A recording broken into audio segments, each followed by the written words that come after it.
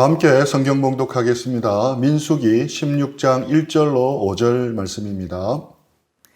레위의 증손 고핫의 손자 이스라엘의 아들 고라와 르우벤 자손 엘리압의 아들 다단과 아비람과 벨렛의 아들 온이 당을 짓고 이스라엘 자손 총회에서 택함을 받은 자 곧 회중 가운데서 이름 있는 지휘관 250명과 함께 일어나서 모세를 거스르니라. 그들이 모여서 모세와 아론을 거슬러 그들에게 이르되 너희가 분수에 지나도다. 회중이 다 각각 거룩하고 여호와께서도 그들 중에 계시거늘 너희가 어찌하여 여호와의 총회 위에 스스로 높이느냐. 모세가 듣고 엎드렸다가 고라와 그의 모든 무리에게 말하여 이르되 아침에 여호와께서 자기에게 속한 자가 누구인지 거룩한 자가 누구인지 보이시고 그 사람을 자기에게 가까이 나오게 하시되 곧 그가 택하신 자를 자기에게 가까이 나오게 하시리니. 아멘. 지도자로 살아가려면 비난받을 각오를 해야 합니다. 그것이 싫고 박수만 받으려면 지도자가 되어서는 안 됩니다. 칭찬과 격려와 박수만 바란다면 아이돌이 되는 길을 가야 합니다. 지도자는 잘못할 수도 있고 잘할 수도 있습니다. 잘못하든 잘하든 어떤 경우에도 지도자는 욕을 먹게 되어 있습니다. 잘못하면 잘못한 것에 대해 비난을 받는 것이 당연하지만 잘해도 비난을 피해갈 수는 없습니다. 왜냐하면 모든 사람을 만족시킬 수 없기 때문입니다. 민수기 모세를 보면 그것을 실감할 수 있습니다. 그는 대단한 지도력을 가졌지만 늘 반역의 사건들을 견뎌내야 했습니다. 그래서 분명 지도자의 길은 십자가의 길입니다. 지도자의 길은 외로운 길인 것입니다. 이런 지도자의 길을 가면서 오늘 본문을 대할 때 유혹을 받기 쉽습니다. 이 본문을 모든 반대와 비난을 잠재울 목적으로 사용하는 것입니다. 그리고 자신을 전적으로 지지해 주도록 사용하는 것입니다. 자기가 원하는 대로 해석해서 세우신 목사를 비난하고 비판하면 하나님을 비난하고 비판하는 거야. 하나님이 어떻게 하시는지 똑똑히 봐라고 설교할 수 있습니다. 그런데 오늘 본문은 그렇게 아전인수격으로만 적용해서는 안 됩니다. 왜 그렇습니까? 컨텍스트, 배경과 상황이 다르기 때문입니다. 오늘 본문은 선과 악이 분명하게 나뉘어진 상황입니다. 흑백이 분명하게 나뉘어져 있습니다. 회색 지대는 1도 없습니다. 반역을 일으킨 고라와 다단과 아비람은 분명 악이고 흑입니다. 너무도 분명하게 잘못을 했습니다. 하나님을 멸시하고 무시하고 하나님께 대놓고 반역을 했습니다. 이에 대해 하나님은 엄한 심판의 형벌로 다루십니다. 반면 모세와 아론은 분명한 선이고 백입니다. 하나님 편에 온전히 서 있는 쪽이었습니다. 그런데 현실은 어떻습니까? 실제의 현실에서는 이런 일은 거의 벌어지지 않습니다. 선과 악이 섞여 있습니다. 흑과 백이 섞여 있는 회색 지대가 많습니다. 목사님이 완전히 선이고 성도들이 완전 악인 경우는 없습니다. 반대도 마찬가지입니다. 목사님이 완전 악이거나 성도들이 완전 선인 경우도 없습니다. 그래서 오늘 본문을 지도자를 절대 비난해서는 안 된다는 식으로 아전인수격으로 적용하는 것은 올바르지 못합니다. 우리아를 한번 생각해 보십시오. 그는 정말 충성스러운 장군이었습니다. 목숨을 다하여 나라와 왕에게 충성을 다 바쳤습니다. 다윗 왕이 밧세바를 범해 임신하게 한 사실을 숨기기 위해 전쟁 중인 우리아를 불러서 아내와 잠자리를 같이 하게 합니다. 하지만 그는 언약궤와 이스라엘과 유다가 야영 중에 있고 내 주 요압과 내 왕들의 부하들이 바깥들에 진치고 있거늘 내가 어찌 내 집으로 가서 먹고 마시고 내 처와 같이 자리이까라고 말합니다. 맨정신으로 안 되니까 술을 잔뜩 먹여서 원하는 대로 하려고 했지만 그때도 그는 집으로 가지 않고 왕궁 문에서 부하들과 더불어 잡니다. 이만큼 충성스러운 부하가 어디에 있겠습니까? 하지만 이렇게 선한 우리아가 비참한 결과를 당합니다. 그는 믿고 의지했던 왕에게 또 직속 상관인 요압 장군에게 배신을 당합니다. 억울하게 죽임을 당합니다. 그는 왜 그렇게 죽어가야 했는지 영문도 모르고 죽어갔습니다. 그리고 사랑하는 아내를 빼앗겼습니다. 이보다 억울한 경우가 있을까 싶습니다. 우리아는 도대체 뭡니까? 우리아뿐이겠습니까? 성경에는 선과 악이 분명하게 나누어 있지 않은 경우가 꽤 많습니다. 요나단도 한번 생각해 보십시오. 어떻게 그런 아버지에게서 그런 아들이 나올 수 있을까 생각이 들 정도입니다. 가만히 있으면 왕위가 자기에게로 내려오지만 연연해 하지 않습니다. 그는 다윗이 왕이 되도록 적극 돕습니다. 그리고 타락한 왕인 아버지를 끝까지 따랐습니다. 그런 요나단이 안타깝게도 그는 아버지와 함께 블레셋과 싸우다가 죽음을 당합니다. 성경도 그렇고 이 세상 현실도 그렇고 칼로 무베듯이 선과 악을 이분법으로 나누기 어려운 부분들이 많이 있습니다. 그렇기 때문에 우리는 오늘 본문에 대해 올바로 이해하고 균형 있게 적용하는 것이 필요합니다. 반대와 비판이 전혀 필요 없는 목회자는 이 세상에 없습니다. 절대적인 순종만을 요구할 수 있는 목회자는 이 세상에 없습니다. 목회자도 욕심에 빠져서 잘못할 수 있기 때문입니다. 다윗 왕도 예외가 아니었습니다. 또한 마찬가지로 반대와 비판을 자유롭게 할 수 있는 성도들도 없습니다. 성도들 역시 자기 욕심과 이득에 따라서 그릇되게 공격하기 쉽습니다. 너무도 당연한 말이지만 목회자와 성도 모두가 성숙할 때 아름다운 공동체가 세워지는 것입니다. 그래서 목회자와 성도들 모두가 성숙하는 것이 필요합니다. 특히 지금 현재 우리에게는 성도들이 깨어있고 성숙한 것이 더욱 중요한 상황 속에 있습니다. 조선왕조는 여러 문제가 많았지만 500년이란 긴 세월 동안 유례 없이 오래 지속될 수 있었던 것은 몸을 사리지 않은 충신들 때문이라는 분석이 있습니다. 왕이 잘못할 때 자신의 목숨을 내놓고 통촉하여 주옵소서라고 외치면서 상소를 올렸던 충신들이 조선 왕조에는 많이 있었기 때문이라고 합니다. 성도들은 한없이 착해야 합니다. 하지만 성도들이 한없이 착하기만 해서 목회자가 무엇을 하자고 해도 따라가는 것이 결코 좋은 공동체의 모습은 아닙니다. 착할 뿐 아니라 지혜롭고 분별력이 있어야 합니다. 착할 뿐 아니라 충성되어야 합니다. 목회자들이 잘못 행할 때 올바로 분별하고 통촉하여 주옵소서라고 반대를 외칠 수 있어야 합니다. 이 부분은 제가 지난날을 생각할 때 참 자책도 되고 반성도 되는 부분입니다. 민주주의의 최후의 보루가 깨어있는 시민의 조직된 힘이라면 교회 공동체의 최후의 보루는 깨어있고 성숙한 성도들의 조직된 힘이 아닌가 생각합니다. 성도들은 기본적으로 인도하는 목회자에게 순종하고 복종해야 합니다. 또한 목회자 역시 피차 복종하라는 말씀대로 공동체 형제자매들의 목소리에 귀 기울여야 합니다. 이것이 올바른 성서적 원리입니다. 우리 공동체가 이런 피차 복종하는 아름다운 공동체가 되기를 축복합니다.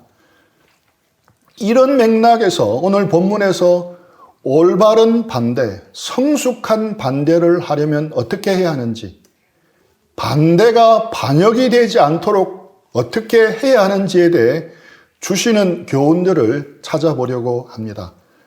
반대가 반역이 되지 않으려면 첫째, 자신의 동기를 돌아볼 줄 아는 성숙함이 필요합니다. 오늘 본문의 반대는 반역이었습니다. 왜냐하면 그 동기가 욕심이었기 때문입니다. 타당한 명분을 내세웠지만 실상은 숨은 탐욕이었습니다. 이 반란을 일으킨 주동자는 누구입니까? 민수기 16장 1절 2절입니다. 레위의 증손 고핫의 손자 이스할의 아들 고라와 루벤 자손 엘리압의 아들 다단과 아비람과 벨렛의 아들 온이 당을 짓고 이스라엘 자손 총회에서 택함을 받은 자 곧 회중 가운데서 이름 있는 지휘관 250명과 함께 일어나서 모세를 거스르니라. 제일 먼저 언급되는 사람이 고라입니다. 레위 자손 고라가 주동자이고 루벤 자손 다단, 아비람, 온이 동참합니다. 이들 합쳐서 4명인데 온이라는 사람은 중간에 이탈을 해서 이름이 빠집니다. 엄밀히 말하자면 3명뿐이지만 여기에 이스라엘 공동체 지도자 250명이 가담을 합니다. 군대만 동원되었더라면 쿠데타와 같은 반란이 되었을 것입니다. 이 고라는 어떤 사람이었습니까? 레위의 증손 고핫의 손자 이스할의 아들이라고 나옵니다. 레위 지파의 고핫 손자입니다. 레위 지파 고핫 손자에서 나온 유명한 사람이 누가 있습니까? 바로 모세와 아론입니다. 고라, 모세, 아론 모두 할아버지가 고핫인 것입니다. 그래서 고라는 모세와 아론과 사촌지간입니다. 고라가 생각할 때 너무 불공평하게 보였습니다. 먼저는 할아버지 고핫의 첫째 아들의 장남 아론이 제사장이 되었기에 할아버지 고핫의 둘째 아들의 장남인 고라 자신이 고핫 자손의 지도자가 되는 것이 마땅했습니다. 그런데 고핫 자손의 지휘관은 누구였습니까? 민수기 3장 30절입니다. 우시엘의 아들 엘리사반은 고핫 사람의 종족과 조상의 가문의 지휘관이 될 것이며 고라가 아니라 우시엘의 아들 엘리사반이었습니다. 이것이 고라에게 불만을 가지게 한 요소가 되었을 것입니다. 또 고라가 볼 때 큰 집 식구들인 사촌 형들이 다 해먹는다는 느낌을 받았을 것입니다. 모세가 자기 형 아론 집안을 제사장으로 임명했습니다. 그리고 나서 자신은 같은 고핫 손자였지만 성막의 일만 하게 되었습니다. 이것이 불만이었습니다. 똑같은 레위 지파이고 할아버지 고핫의 똑같은 손자들인데 왜 지네들끼리 좋은 자리를 다 차지하는지 불만을 가지게 된 것입니다. 16장 9절 10절입니다. 이스라엘의 하나님이 이스라엘 회중에서 너희를 구별하여 자기에게 가까이 하게 하사 여호와의 성막에서 봉사하게 하시며 회중 앞에 서서 그들을 대신하여 섬기게 하심이 너희에게 작은 일이겠느냐. 하나님이 너와 내 모든 형제 레위 자손으로 너와 함께 가까이 오게 하셨거늘 너희가 오히려 제사장의 직분을 구하느냐.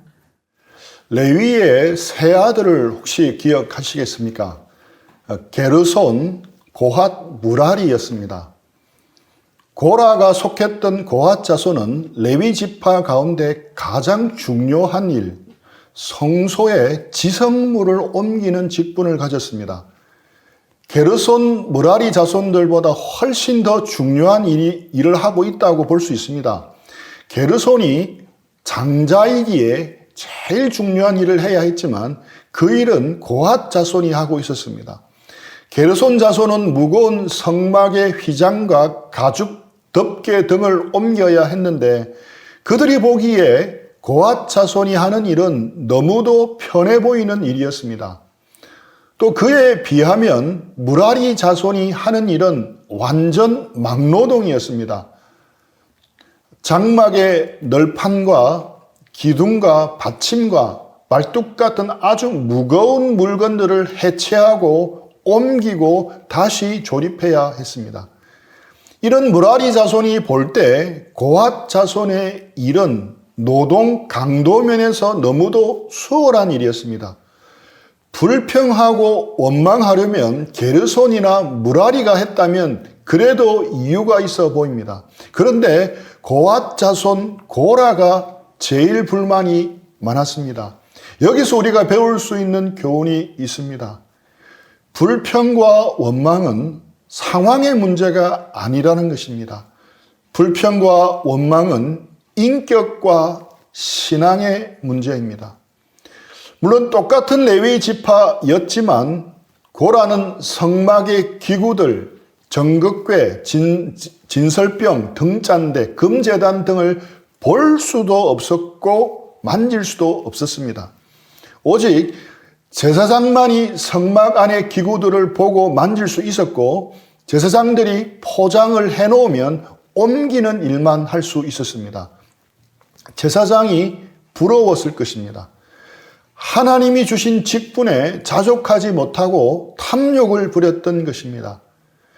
아론과 자신을 비교하면서 자신이 더 불행해 보였던 것입니다. 행복의 반대말은 불행이 아니라 비교라는 말이 일리가 있어 보입니다. 고라는 비교하면서 불만을 쌓았고 불행한 삶을 살았고 시기로 이 상황을 바꾸려는 마음을 가집니다. 아마 고라가 반역에 성공해서 모세와 아론을 누르고 자신도 제사장이 되었더라도 여전히 또 다른 누구와 비교하면서 불만을 가지고 불행한 삶을 살았을 것입니다. 그런데 반란을 일으키려면 혼자서는 불가능합니다. 그래서 동조자를 끌어들입니다. 누가 적합한 동조자가 될 수 있었겠습니까? 자신의 삶에 만족하는 사람은 반란에 가담할 리가 없습니다. 자신처럼 불만이 있는 사람이 가장 적임자입니다. 마치 신천지가 교회나 목사님에게 불만이 있는 사람에게 일부러 접근하는 것과 마찬가지입니다. 불만 있는 사람을 찾았는데 그것이 바로 르우벤 자손이었습니다. 르우벤 자손은 이스라엘 12지파 중에 장자지파입니다. 제사장권이 원래 맏아들에게 허락된 것인데 지금 엉뚱하게 레위 지파가 그 일을 하고 있는 것이었습니다. 그래서 기본적으로 불만이 있었습니다. 이스라엘이 행진할 때 지파별로 진영을 배치했는데 가운데 성막을 두고 동서남북으로 세 지파씩 자리를 잡았습니다. 그런데 이스라엘 민족들에게 가장 중요하게 여겨졌던 동쪽에는 장자인 르우벤 지파가 위치해야 하는데 유다 지파가 그 자리를 차지하고 있었습니다. 정치적으로도 르우벤 지파 자신들이 12지파의 우두머리가 되어야 하는데 지금 유다 지파가 우두머리가 되어 있는 것입니다. 제사장 자리도 빼앗겼고 정치적으로 주도권도 빼앗긴 것입니다. 그래서 불만이 가득했던 것입니다. 그런데 가장 진영 위치에 대해 불만을 가져야 하는 위치는 바로 북쪽에 자리 잡은 지파들이었습니다. 르우벤 지파는 1등은 아니어도 2등 정도의 자리였는데 불만이 가득했던 것입니다. 무슨 교훈을 줍니까? 아까와 똑같은 교훈입니다. 불평과 원망은 상황의 문제가 아니라 인격과 신앙의 문제라는 것입니다. 거기다가 이스라엘 진영 배치도를 보면 르우벤 지파와 고핫 자손이 가까이 붙어 있습니다. 가까이 살다 보니 오며 가며 자주 이야기를 하게 되고 그러다 보니 통했던 것입니다. 불평과 불만이 종류는 달랐지만 불평과 불만이 잠재되어 있다는 것은 동일했습니다. 그러니 서로 통하게 되었고 합쳐서 모세와 아론을 반역하기로 작정한 것입니다. 소위 말하면 확정 편향에 빠진 것입니다. 쉽게 말해 보고 싶은 것만 보고 듣고 싶은 것만 믿고 싶은 것만 선택적으로 보고 듣고 믿은 것입니다. 그리고 이 숫자만으로 충분하지 않았기에 고라는 족장 250명을 포섭합니다. 이들 250명은 다 가문의 장자들이었습니다. 원래 장자들이 지파를 대신해서 제사장 역할을 해야 하는데 지금 어떻게 된 일인지 모르지만 레위 지파가 독점하고 있으니 잘못이지 않느냐 하면서 선동을 했으리라 짐작해 볼 수 있습니다. 그리고 이들에게는 자신의 행동을 정당화시킬 수 있는 명분이 필요했습니다. 16장 3절입니다. 그들이 모여서 모세와 아론을 거슬러 그들에게 이르되 너희가 분수에 지나도다.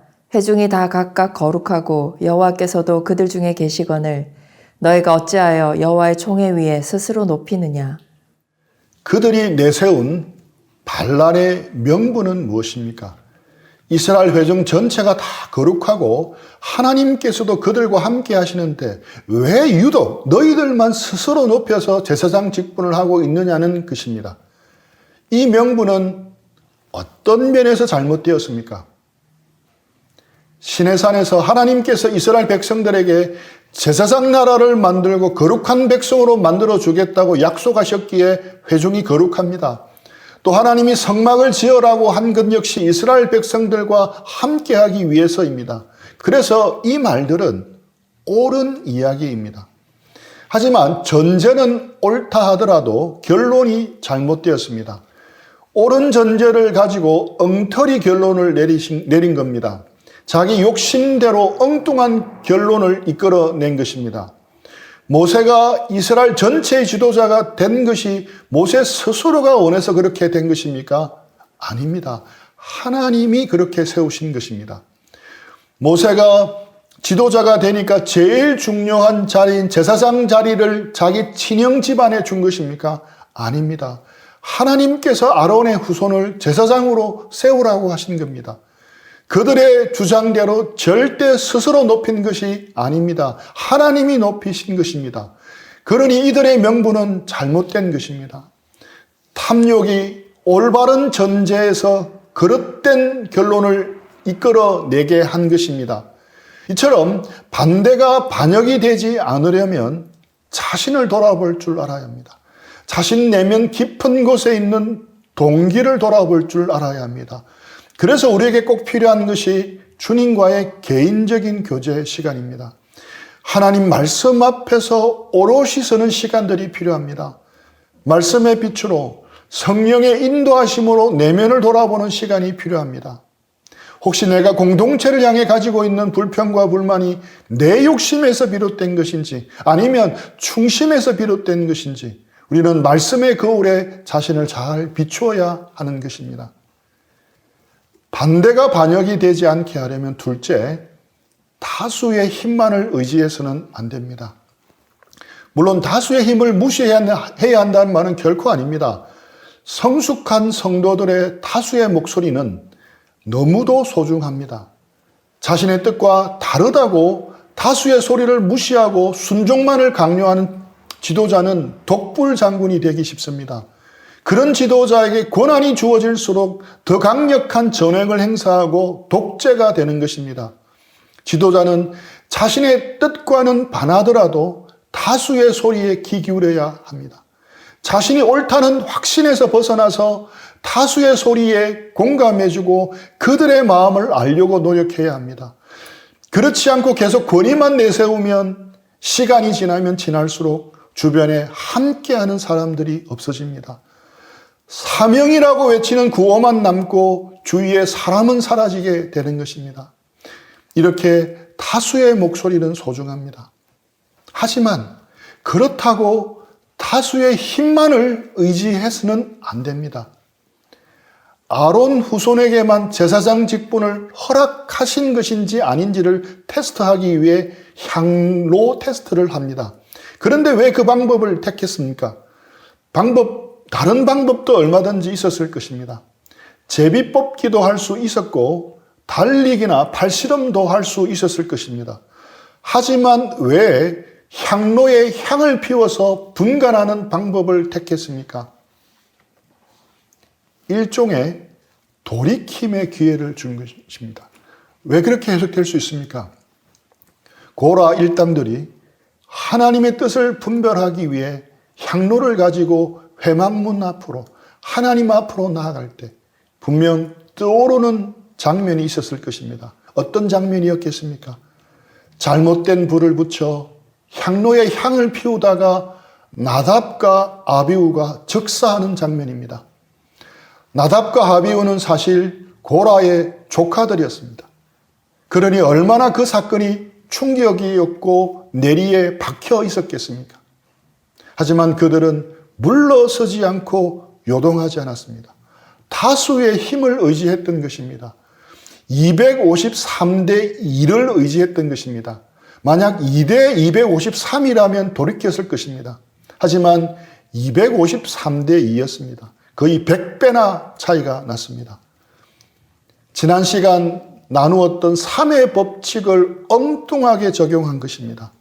다수의 힘을 의지하다가 하나님을 잃어버렸습니다. 다수의 힘이 중요하지만 다수의 힘보다 하나님의 말씀이 더 중요했습니다. 그래서 다수의 힘에 의해 명분을 확보하기보다는 하나님 말씀 앞에 엎드리는 것이 더 중요했습니다. 하나님의 말씀을 분별하는 일에 힘을 써야 했습니다. 그것을 위해 기도하고 분별해야 했습니다. 사실 반역하는 고라 일당에게는 하나님이 보이지 않습니다. 하나님이 보이지 않으니 오늘 본문 그 어디에도 하나님을 향한 불평과 원망도 보이지 않습니다.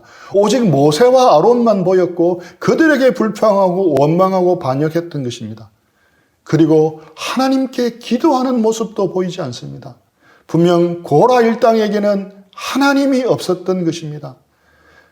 사람들이 지지해도 유력한 족장들, 지휘관 250명이 적극적으로 지지하더라도 그것만을 의지해서는 안 되었습니다. 하나님 앞에, 하나님 말씀 앞에 엎드려야 했습니다. 그리고 하나님의 인도를 받아야 했습니다. 그런데 고라와 다단과 아비람과 반역한 사람들이 엎드려 기도했다는 언급을 어디에도 찾을 수가 없습니다. 오히려 바짝 엎드려 주님의 음성에 귀 기울인 사람은 모세였습니다. 우리는 여러 사람이 지지하더라도 하나님의 뜻에 더 무게 중심을 두는 법을 배워야 합니다. 그것이 성숙한 신앙인의 자세입니다. 오늘날 잘못된 목회자의 전횡과 비리, 독재로 몸살을 앓는 교회들이 많습니다. 또한 교회에서 기득권을 가진 성도들과 직분자들의 전횡으로 몸살을 앓는 교회들도 많습니다. 반면 성숙한 목회자와 성숙한 성도들이 만나서 아름다운 하모니를 이룬 아름답고 보기 좋은 교회 공동체도 있습니다. 우리 공동체가 그런 아름다운 공동체가 되기를 축복합니다. 그렇게 되려면 인도하는 저희 부부나 형제 자매들 모두가 성숙을 향해 부지런히 나아가야 합니다. 성령의 은사보다는 성령의 열매를 소중히 여기는 우리 모두가 되어야 합니다. 주님을 닮은 성숙한 인품을 소중히 여기고 힘써 추구해 나가는 우리 모두가 되어야 합니다. 이를 위해서 하나님 말씀 앞에 성령의 인도하심 앞에 깨어 일상을 살아가야 할 것입니다. 저는 겸허하고 낮은 마음으로 작은 목소리에도 귀 기울일 줄 아는 목회자가 되도록 애를 써야 할 줄 압니다. 또한 형제자매들 모두는 하나님의 뜻 가운데 때론 과감히 반대할 줄 아는 성숙한 성도가 되어야 합니다. 이런 성숙한 공동체를 향해 나아가는 우리 모두가 되기를 축복합니다. 이 들은 말씀 생각하면서 잠시 기도하고 적용하겠습니다.